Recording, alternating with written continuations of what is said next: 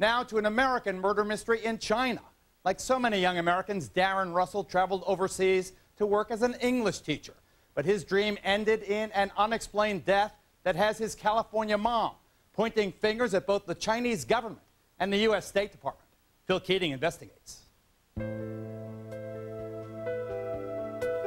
Everybody says they've never seen a mother and son that were so close.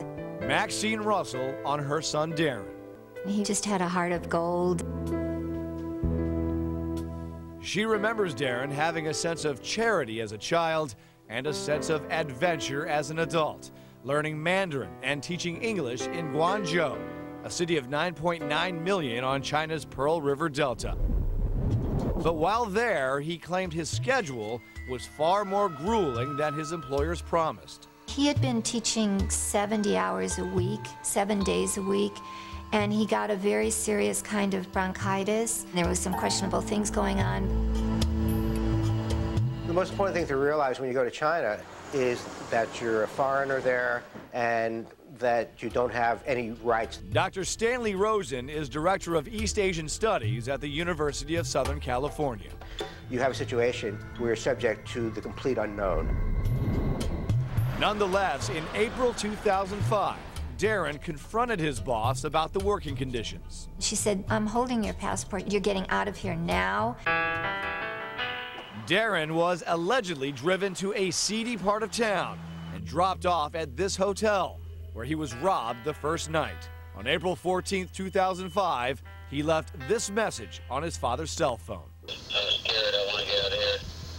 I've never been this scared in my life." Alarmed by the panic in her son's voice, Darren's mother says the family sent more than 30 emails to the U.S. consulate in Guangzhou. He was begging to be taken to safety, either to the airport or to the U.S. consulate, and they refused. Finally, the State Department called and said he's been run over by a Mack truck. But Maxine didn't believe it, so she asked former coroner Jerry Merrick to examine her son's body once it arrived near her Los Angeles home. You don't think he was hit and killed by a truck? I do not, absolutely. What would be your leading theory? By a blunt instrument on the forehead. As time passes, it gets more difficult to get at the truth. The way this reads now. Representative Henry Hyde, chairman of the House International Relations Committee, calls Maxine Russell a victim of bureaucratic red tape. Consulate personnel couldn't be bothered with her until after the death, and even then she didn't get the attention and sympathy she was entitled to. We sent a staff director over to China to interview some people, and we're still working on it. We haven't gotten the whole story yet. The U.S. State Department tells me it is currently urging the People's Republic of China to have local authorities fully investigate all circumstances regarding Russell's death. And the Chinese say they've got several witnesses that saw Russell get hit by a truck and killed. However, neither the truck nor the driver of that truck have been found. And when no one answered our calls to the Chinese consulate in Los Angeles, Hi there, I'm Phil Keating.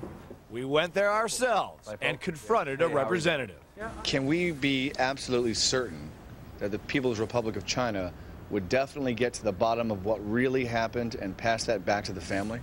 These are all hypothetical questions. I have no comment. But after our encounter, the consulate told Darren's family it is now encouraging authorities in China to study the case. He was so much a part of my life, it's hard to imagine him gone. I've lost everything I have in this world, and I'm going to keep going until the story gets out.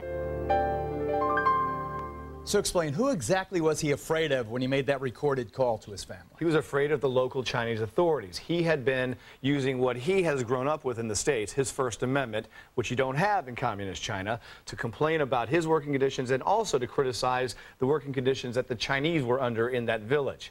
The authorities say, hey, buddy, you can't do that. Not in those words, obviously. They took his passport, sent him to another place. At that point, he's like, I don't know if I can get out of the country. Leave that message. I'm scared to death. 2 weeks later, he's dead. And what makes you most suspicious that it was not an accidental death? Because the mortician looked at his body, there were no scrapes, no bruises, no indications of getting smashed by a truck and your body goes flying. And quickly, is anyone investigating it now? Yeah, a couple of congressmen have been pressuring China to get involved. It's slow in coming. If it ever materializes, we'll see. All right, follow it. Thanks, Phil. Yeah. Still ahead, a brutal school bus beating caught on tape. And a massive riot breaks out at a basketball game overseas, sending fans flying. That and this coming up on At Large.